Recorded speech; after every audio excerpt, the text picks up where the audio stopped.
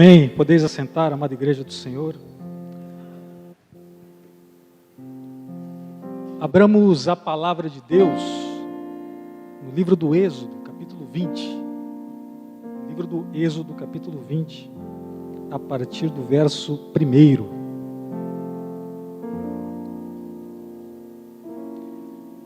Então falou Deus todas estas palavras: Eu sou o Senhor, teu Deus, que te tirei da terra do Egito, da casa da servidão. Não terás outros deuses diante de mim. Não farás para ti imagem de escultura, nem semelhança alguma do que há em cima nos céus, nem embaixo na terra, nem nas águas debaixo da terra.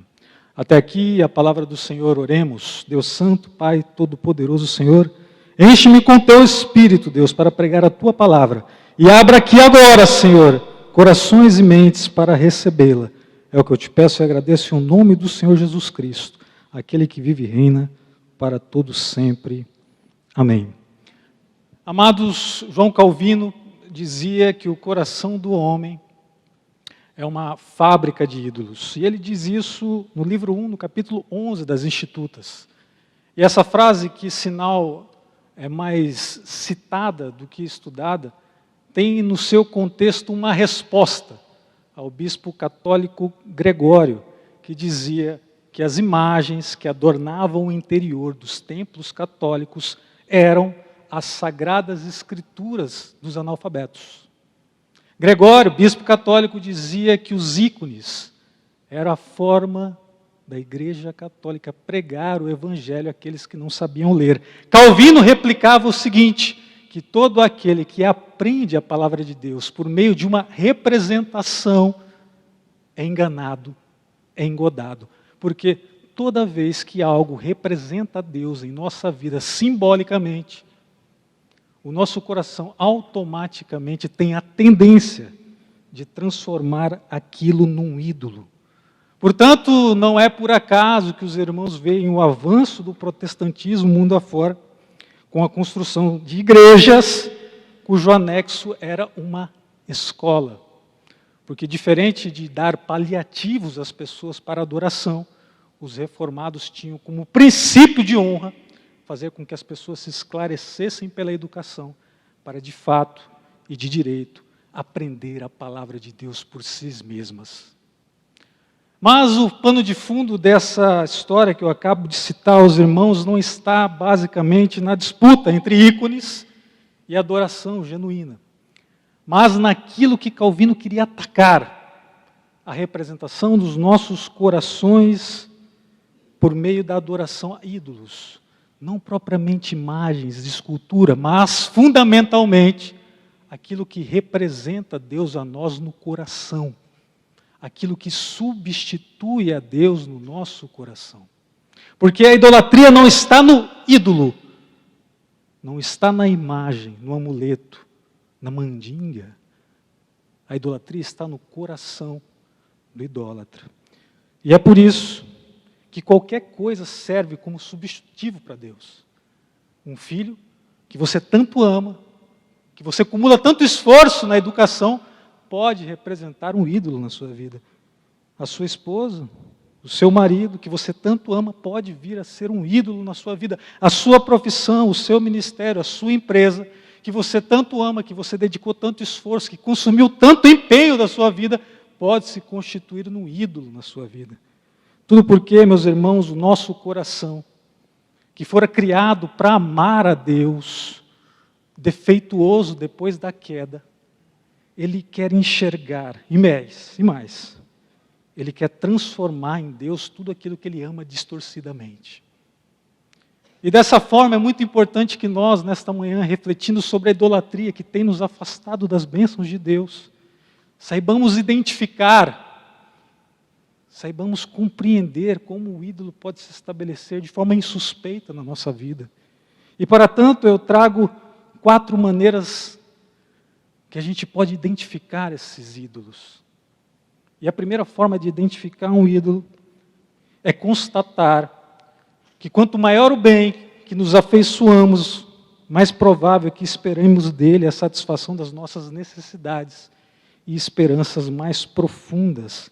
Portanto, preferencialmente, os ídolos são, entre aspas, as melhores coisas da vida.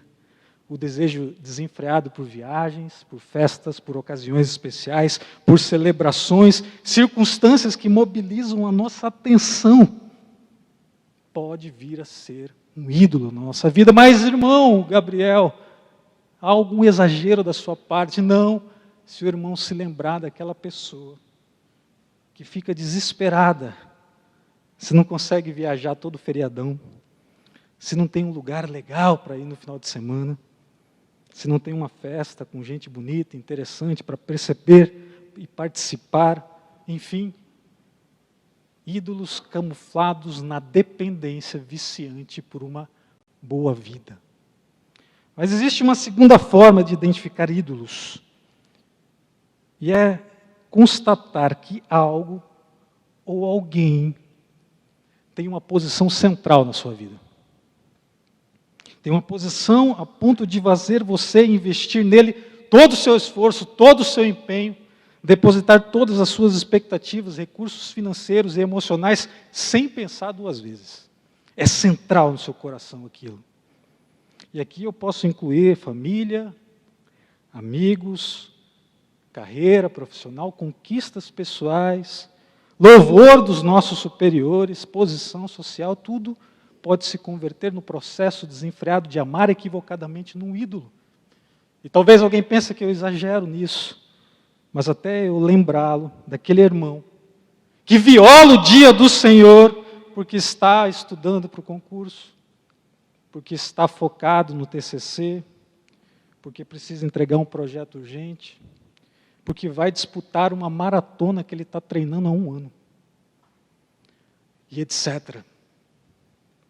A terceira forma de identificar um ídolo em nossa vida é simplesmente observar, por vezes, tudo aquilo que você sempre quis.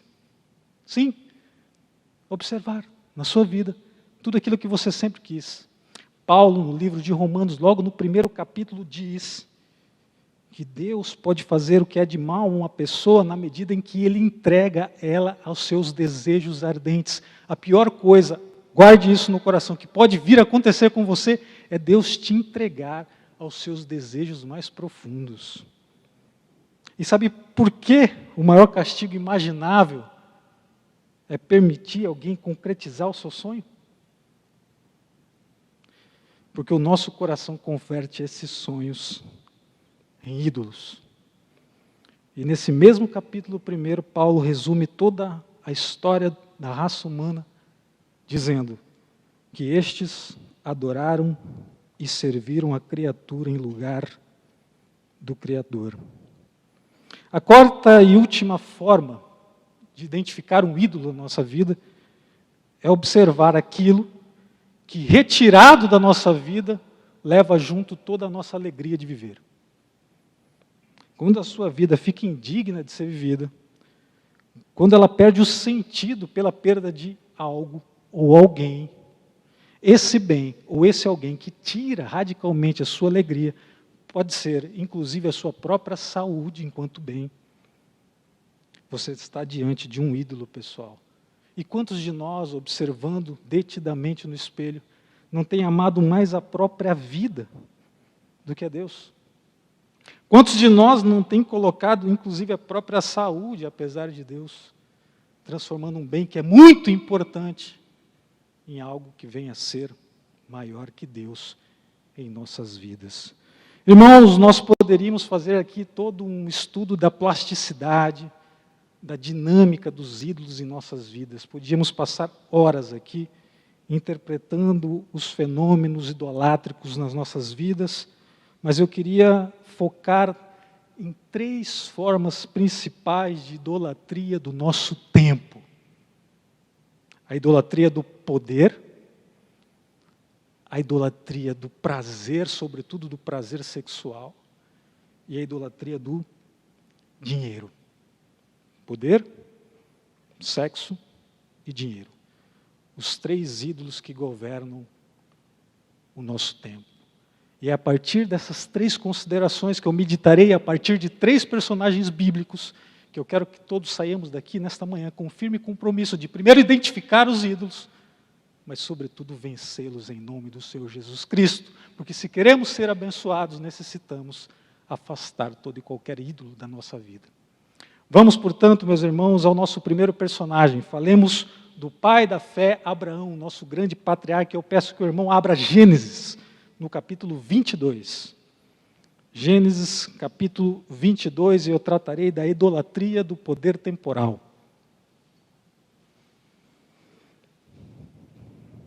A partir do verso 1, nós lemos em Gênesis 22. Depois destas coisas, pôs Deus Abraão à prova, ele disse: Abraão! Este lhe respondeu: Eis-me aqui. Acrescentou Deus: Toma teu filho, teu único filho Isaque, a quem amas, e vai-te à terra de Moriá. Oferece-o ali em holocausto sobre um dos montes que eu te mostrarei.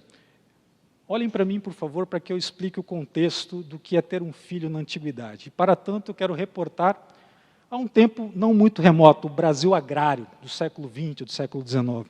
A minha avó materna tem 10 filhos. Teve 10 filhos. A minha avó paterna também. Filhos, há bem pouco tempo atrás, representavam, como no princípio bíblico, como flechas na aljava, na mão do valente, braços para cultivar o campo, poder para defender a posse da terra, possibilidade de implementação política, um filho no clero, o outro na política e um terceiro nas Forças Armadas. Quanto mais filhos, mais poder. Portanto, a identificação do empreendedorismo individual, que a gente tanto louva no século XXI, equivocadamente, diga-se, na antiguidade era dada pelo poder das famílias. Na antiguidade não se falava no self-made man, naquele homem que desbrava o próprio peito, as circunstâncias e vence sozinho, daquele coaching de si mesmo. Não, na antiguidade o que valia era o poder do bando, o poder do clã, a necessidade de você ter uma cambada, aspas, de filhos para defender a terra e avançar o território. Era assim que se disciplinava o poder temporal. Ter filhos implicava ter poder. E esse era o contexto, ainda mais arraigado, mais fundamentalmente válido que Abraão vivia. Porque o poder do clã eternizava o indivíduo. A primogenitura era, por assim dizer, uma expressão de poder. Ter um filho era tudo. Ter muitos filhos, mais ainda.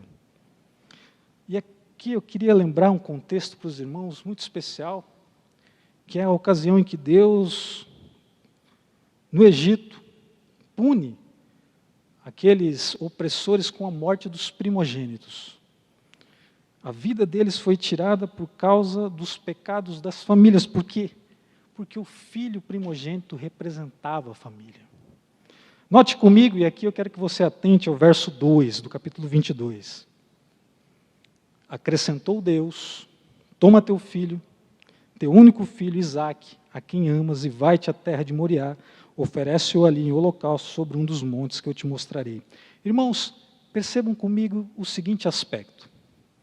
Deus sabe o nome de Isaque, porém Deus se refere ao coração de Abraão, e eu explico melhor onde eu quero chegar.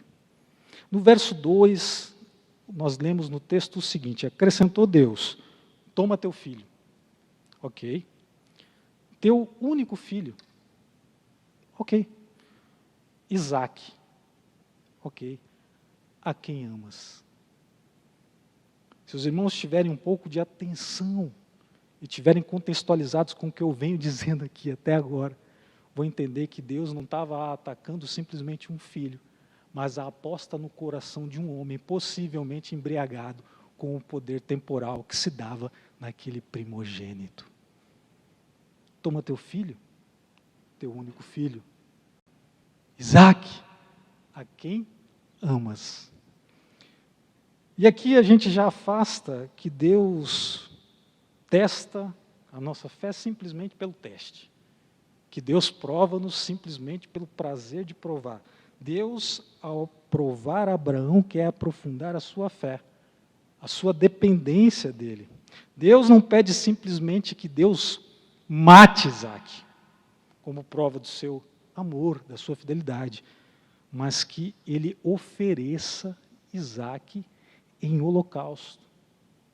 E para que serve o holocausto no Antigo Testamento? Abra comigo Êxodo 22, no verso 29.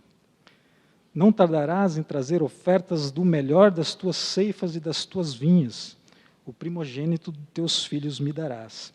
Ainda conforme Números 3, 46 a 49, pelo resgate dos 273 dos primogênitos de Israel, que exceda o número dos levitas, tomará por cabeça 5 ciclos, segundo o ciclo dos santuários tomarás, a 20 geras o ciclo, e darás a Arão e a seus filhos o dinheiro com o qual são os resgatados os demais. Deus pediu que Abraão lhe apresentasse uma oferta, um sacrifício expiatório. Deus estava, na tese que eu desenvolvo aqui, cobrando uma dívida de Abraão. Seu filho morreria pela idolatria do poder temporal. Deus fazia algumas perguntas para Abraão. Abraão, você esperou tanto tempo que a madre de Sara se enchesse, que Isaac desse tanta alegria a você, abandonou sua terra, sua parentela, e se sacrificado por Deus, tudo isso fora feito por amor do meu nome ou pelo menino? Abraão, eu sou para você apenas um meio para você atingir um fim, ou sou um fim em si mesmo? Abraão aprendeu a confiar em Deus somente, esse é o ponto. A amar a Deus por quem Deus é, e não apenas por aquilo que ele poderia obter desse Deus. Essas eram as questões que Moriá precisava responder, que aqueles dias de jornada precisava responder. E aqui eu quero deixar essa ponta solta para retornar só no final, e já passar para a segunda forma de idolatria, a idolatria do prazer sexual, a idolatria do sexo. E para isso eu queria que os irmãos abrissem comigo Gênesis, um pouco mais à frente na Escritura, Gênesis no capítulo 29. Gênesis no capítulo 29, a partir do verso 16. Uma parte da história de Jacó. Ora, Labão tinha 2 filhas, Lia, a mais velha, e Raquel, a mais moça. Lia tinha os olhos baços, porém Raquel era formosa de porte e de semblante. Jacó amava Raquel e disse: 7 anos te servirei por tua filha mais moça, Raquel. Respondeu Labão: melhor é que eu te dê, em vez de dá-la a outro homem. Fica, pois, comigo. Assim, por amor a Raquel, serviu Jacó 7 anos, e estes lhe pareceram como poucos dias. Amados, todos nós sabemos o histórico de Jacó. Jacó foi o filho gêmeo, mais novo de Isaac e Rebeca. A Bíblia conta que Jacó nasceu agarrado ao calcanhar do seu irmão. Seu apelido, ou melhor, o seu nome, significativamente falando, semanticamente falando, era suplantador. E ele, no seu histórico de vida, em dada ocasião, aproveitando-se da fome de seu irmão, que acabava de retornar do campo cansado, ele compra a primogenitura. Logo depois, com seu pai Isaac já idoso, quando Isaac comunica que iria transmitir a bênção patriarcal, ele pede que Esaú preparasse para ele o seu prato favorito. Sabendo disso, Rebeca, sua mamãezinha querida, instrui Jacó sobre como ele deveria proceder para tomar aquela bênção, e essa história a gente já conhece. Ele já se aproveitando da cegueira do pai, passa-se por seu irmão Esaú e foi abençoado por Isaac. Em síntese, o segundo grande personagem que nós trabalharemos aqui é alguém que conquistara tudo na sua vida através da trapaça, do engano, da fraude. Ele buscou a primogenitura enganando, ele buscou a bênção do pai através da fraude. Ele não tinha a preferência do pai e era completamente dependente do amor da mãe. Àquela altura da vida, Jacó era um desesperado por um tipo de salvação, por uma forma de redenção, que no caso de Abraão se dava pelo poder do clã, pelo poder de um pequeno exército numeroso e forte junto a ele. No caso de Jacó, através da redenção afetiva. Ele precisava de amor, precisava ser amado, ele precisava da atenção diligente de alguém.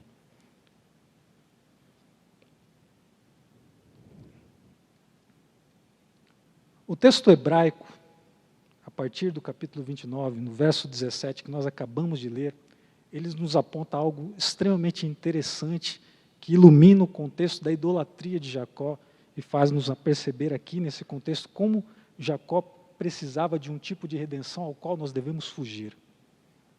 Raquel tinha um corpo magnífico, diz o texto hebraico literalmente, e um rosto extremamente atraente.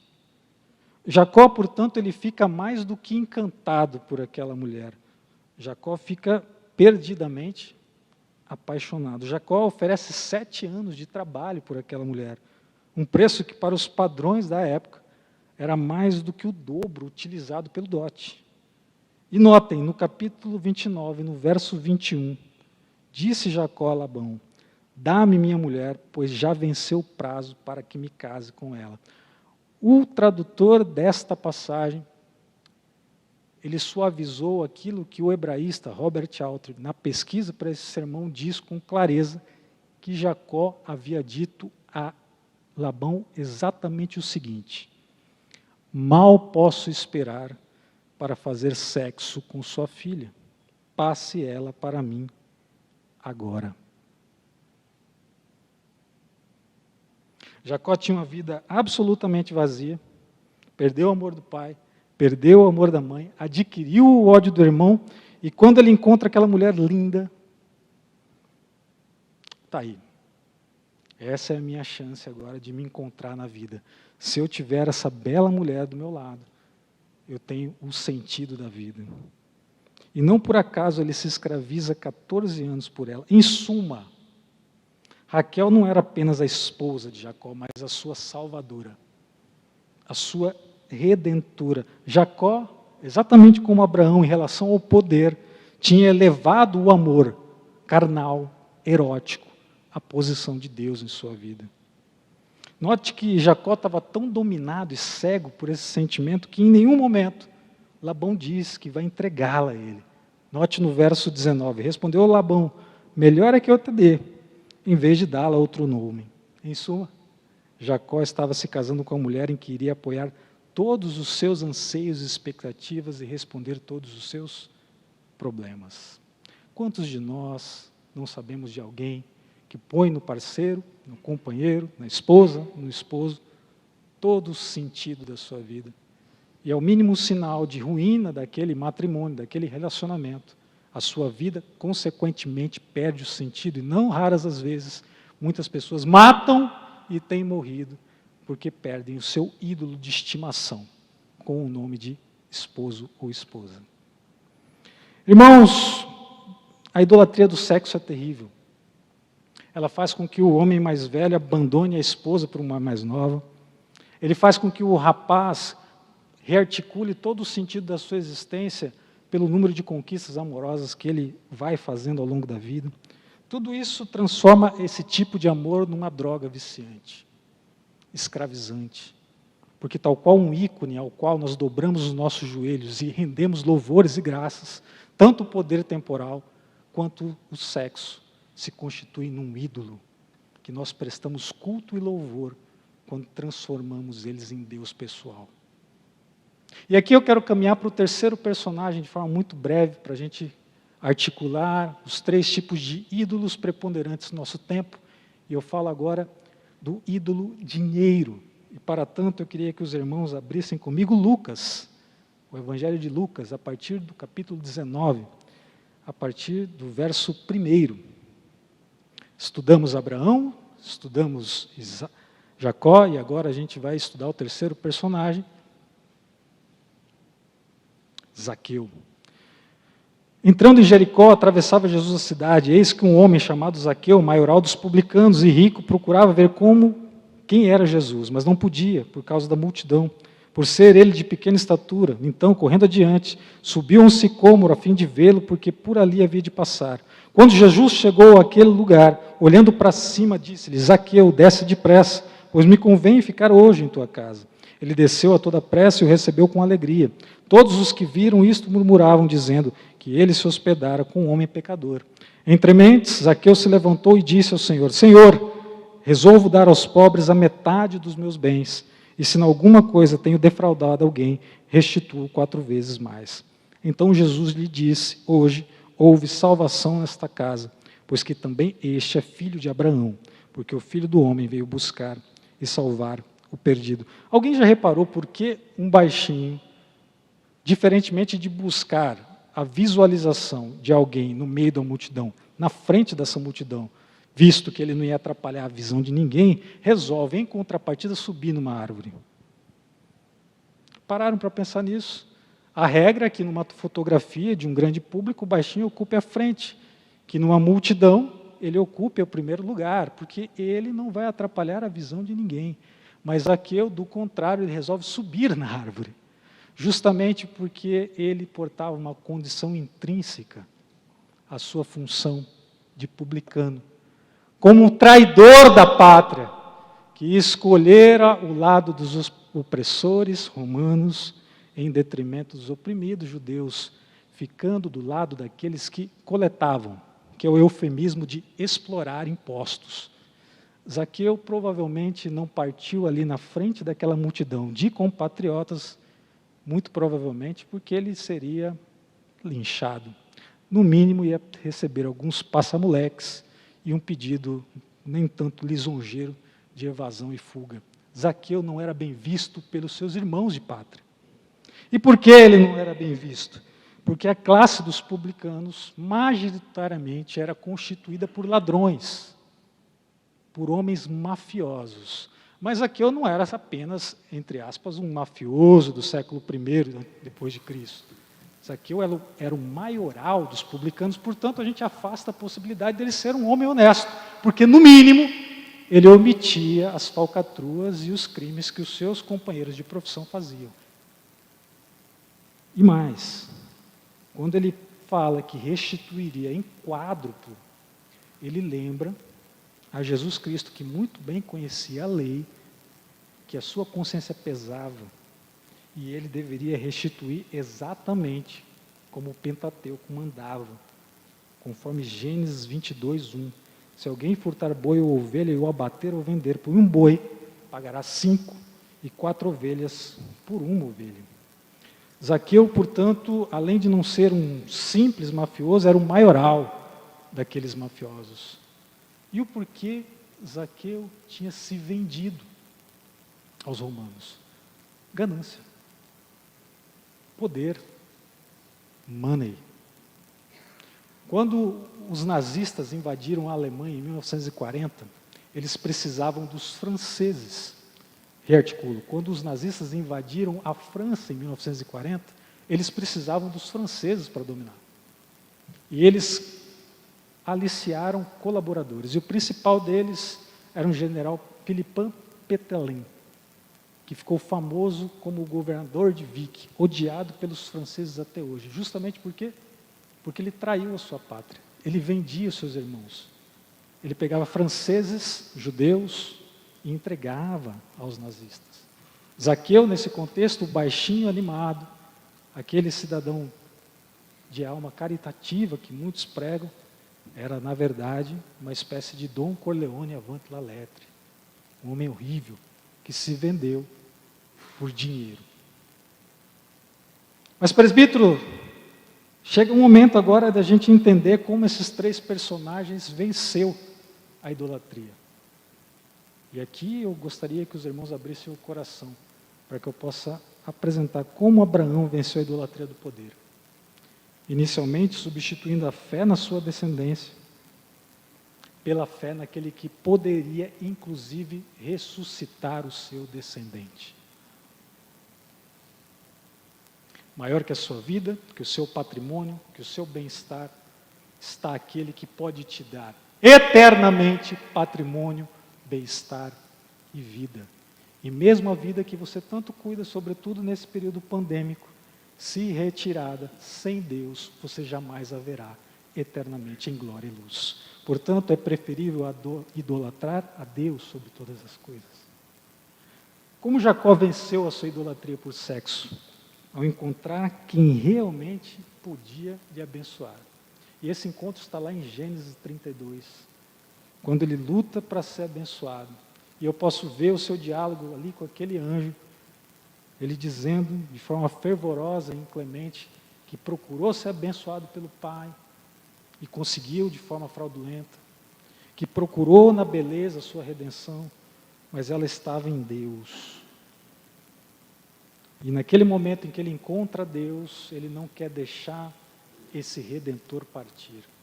E talvez hoje seja a oportunidade de você deixar o seu ídolo aqui de lado e ter um encontro com Deus e nunca mais deixá-lo partir. E como Zaqueu venceu a idolatria por dinheiro? Deixando simplesmente a salvação entrar na sua casa.